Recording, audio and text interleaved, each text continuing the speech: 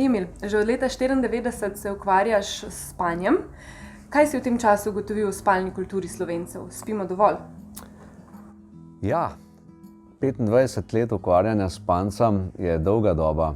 In kaj sem ugotovil, ne samo jaz, ampak tudi raziskava o spalnih navadah Slovencev, da spimo premalo. Baje manj kot Slovenci spijo samo še Japonci. In to verjetno izhaja iz tega, ker se ljudje ne zavedamo, kako pomemben je spanec, da je spanec pravzaprav temelj zdravja. In iz tega nezavedanja seveda predolgo v noč delamo na računalnikih, gledamo televizijo in si s tem skrajšujemo spanec.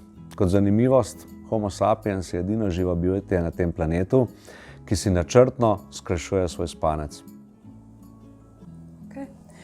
Lani si na TEDx Ljubljana govoril o spanju, in sicer o spanju kot o temelju zdravja, poleg tega pa so še 3 stebri.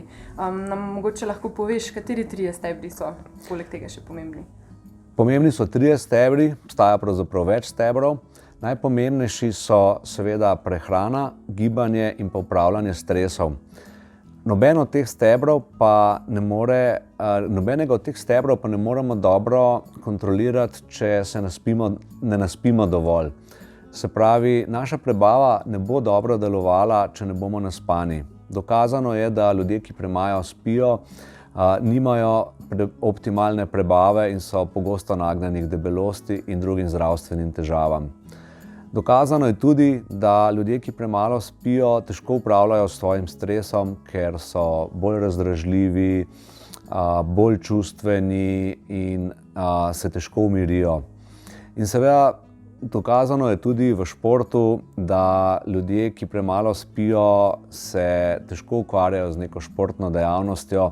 Pravzaprav tudi navadni smrtniki, ne samo športniki, če nismo naspani, se nam niti ne ljubi začeti telovaditi. Zato je spanje osnova za vsakega od nas, tistega, ki bi rad samo zdravo živel, ali pa tudi športnika. Spanje je osnova, spanje je temelj. Za svoje zdravje moramo pa nujno poskrbeti vsaj za 3 glavnimi stebri, to so prehrana, gibanje in pa upravljanje s stresom. Super, hvala.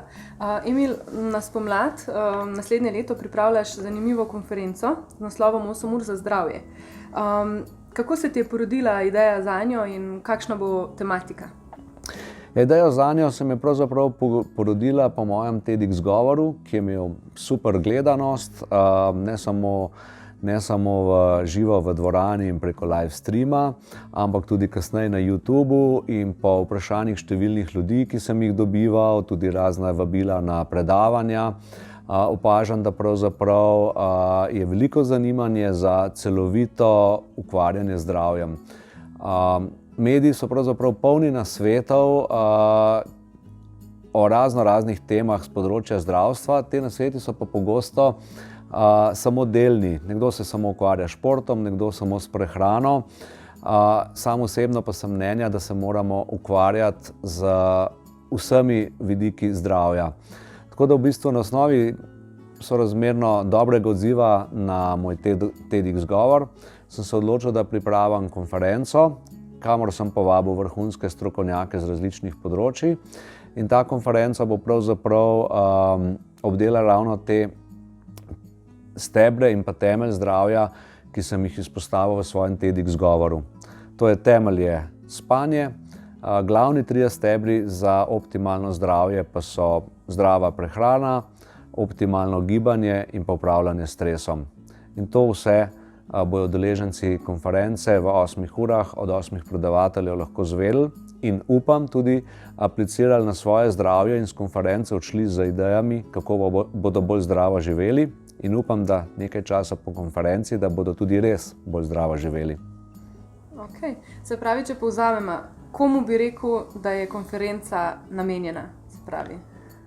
Konferenca je namenjena ljudem, ki si res želijo celostnega zdravja, ki so se pripravljeni ukvarjati s sabo, ki si ne želijo samo na hitro shujšati ali pa na hitro malo naspati. Če smo, kakšni mislijo, če smo en teden žurali, zdaj bomo pa čez vikend se malo naspali ali obratno, pa bo to dovolj za zdravje. Konferenca je namenjena ljudem, ki se želijo zdravega življenjskega sloga, ki ga želijo tudi živeti in seveda s tem živeti življenje brez bolečin, brez bolezni in brez tablet. Kdaj in kje se torej vidimo?